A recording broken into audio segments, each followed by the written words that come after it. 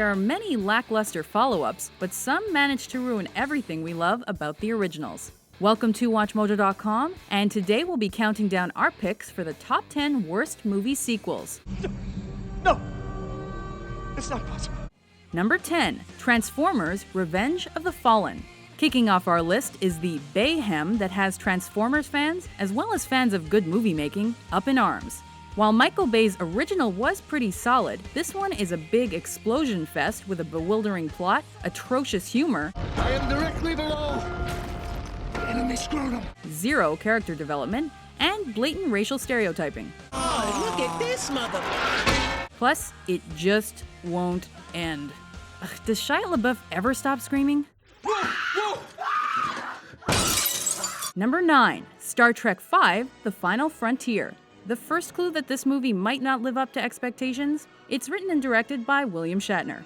I don't want my pain taken away. I need my pain. The Final Frontier was meant to be a spectacular farewell to the original Enterprise crew. Unfortunately, the low-budget picture turned into a Shatner fest about an incredibly easy-to-reach god planet. Among the film's sins, Spock is given a religious half-brother, and we're forced to watch a middle-aged Uhura dance erotically for hapless aliens. Some things you just can't unsee.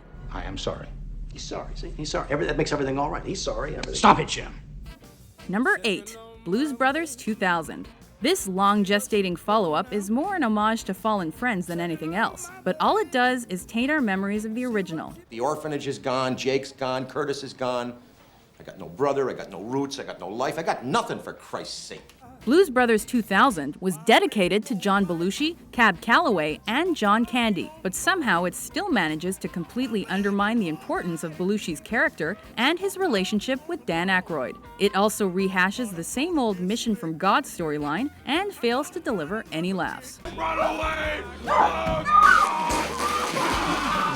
Number 7. Speed 2: Cruise Control.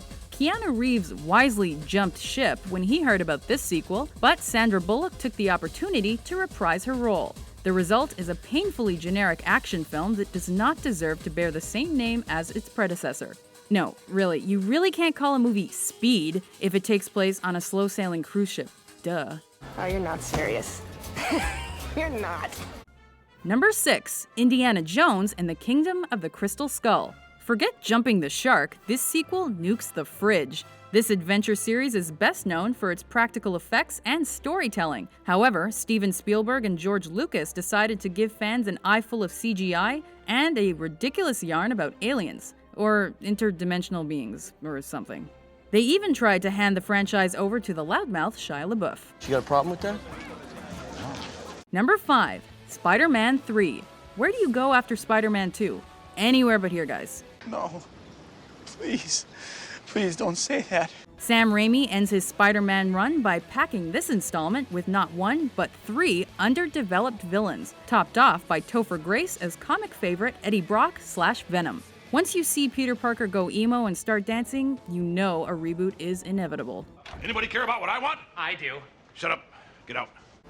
Number 4. The Matrix Revolutions. Though it was filmed back-to-back with the slightly superior Reloaded, this trilogy ender manages to take the series way down the rabbit hole. Fans foolishly hoped for a truly inspired finale that matched the originality of the first.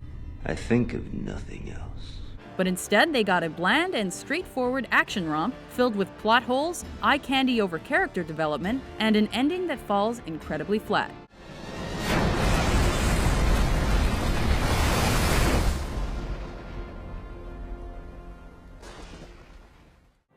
Number 3. Superman 4: The Quest for Peace. Destroy Superman. Later. He's a little bit anxious. Christopher Reeve got a story writing credit for his work on the 4th Superman installment, but probably wished no one knew he had anything to do with this sorry sequel. The Man of Steel decides to eliminate nuclear weapons from Earth. Sounds cool on paper, but the result is a slow-moving story with cartoon-like action, special effects so cheap-looking it's hilarious, and a laughable villain called Nuclear Man. Where is the woman? Give it up. You'll never find her. If you will not tell me, I will hurt people. Quick question, what is up with that wall rebuilding supervision?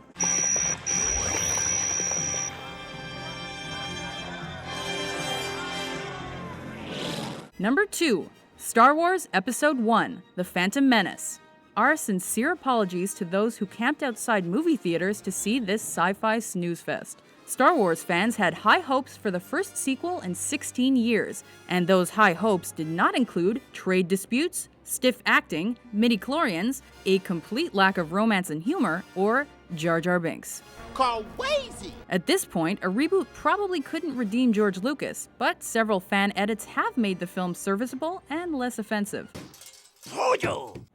Number 1. Batman and Robin. I want a car. Chicks dig the car. This is why Superman works alone. Taking the top spot on our list is a sequel so bad, it put the Batman franchise on ice. Included in the list of offenses is pretty much everything you hear and see on screen. For example, the props. There's a new Batmobile, a Batman Visa card, as well as costumes with nipples and enhanced codpieces. Plus, none of the casting worked, and few would defend the script's gratuitous use of puns. What do you say we heat things up? My passion thaws for my pride alone. Ooh. Talk about your cold shoulder. They even managed to make Bane lame.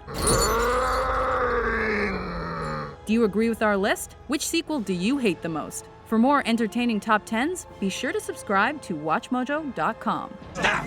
Stop! That's enough! That's enough! You win.